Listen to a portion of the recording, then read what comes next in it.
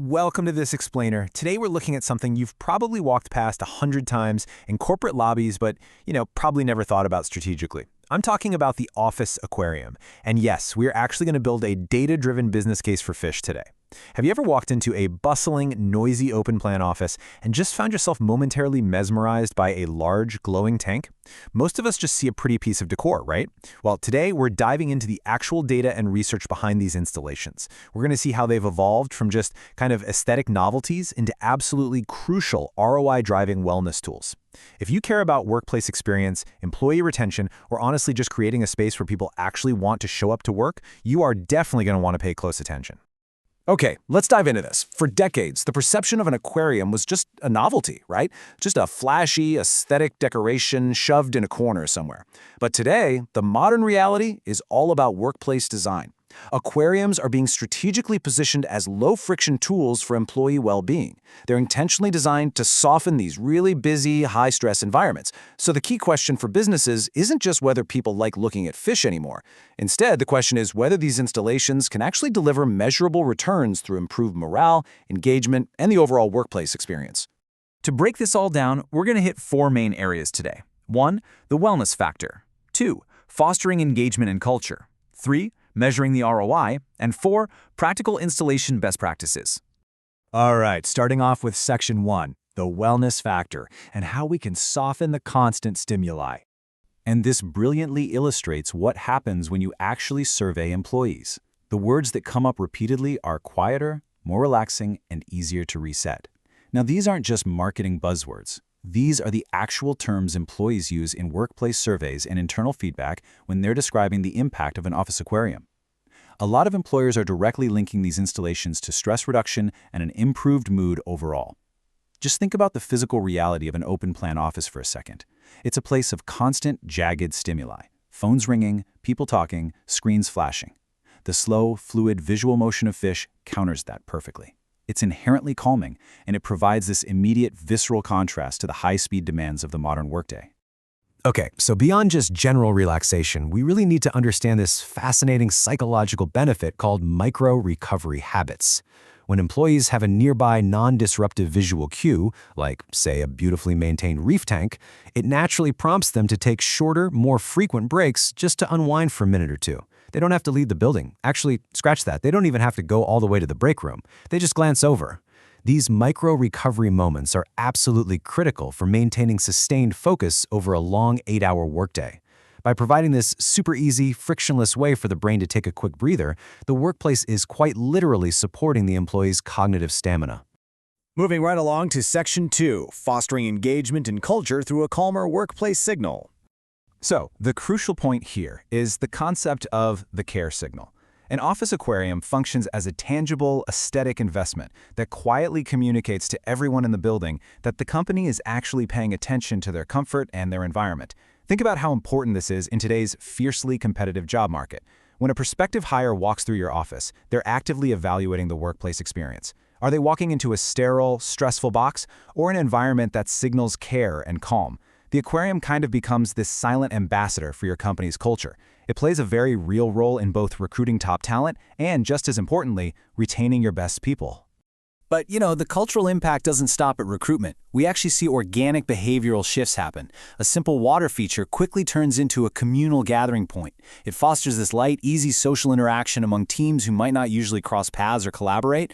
We see these informal routines develop around it too. People asking questions about the marine life or naturally congregating around the tank during scheduled feeding times.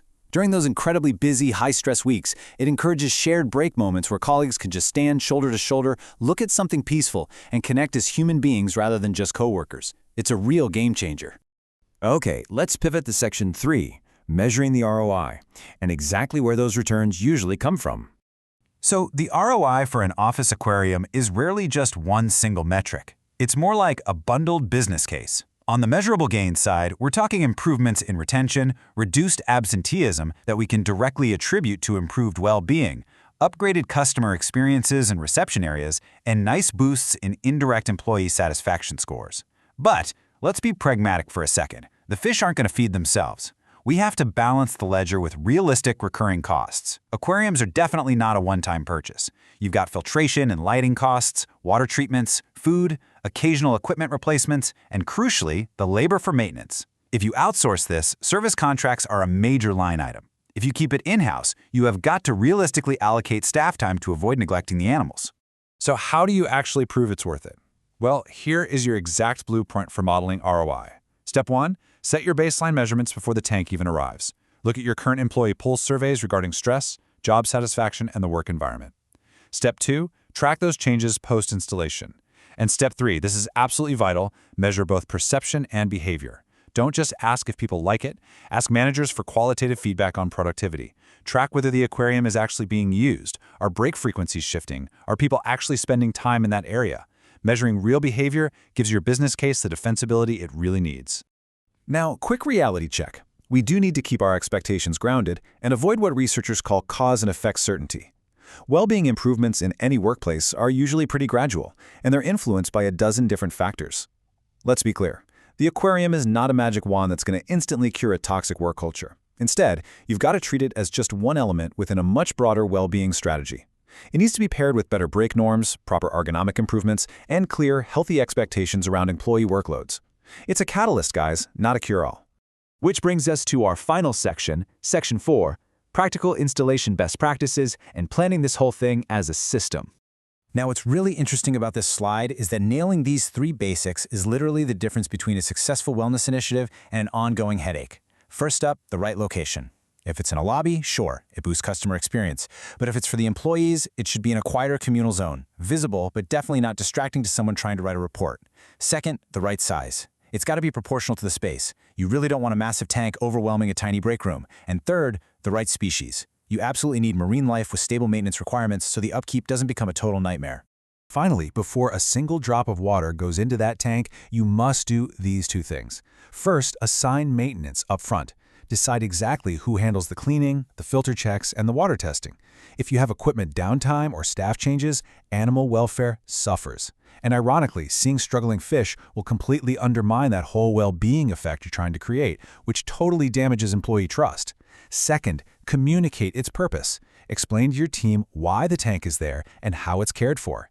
When people understand its purpose, it stops being a temporary decoration and transforms into a permanent, highly valued piece of your workplace culture. As we wrap up this explainer, I want to leave you with a question to genuinely ponder as you look at your own corporate environment. Are you treating your workplace design as mere decoration, just filling empty space with pretty things? Or are you ready to treat it as a managed, measurable wellness initiative, something tracked, maintained, and fully integrated into how your people actually work? Office Aquariums offer an incredible upgrade to the workplace experience, but for sure, only if you're willing to plan carefully and measure realistically.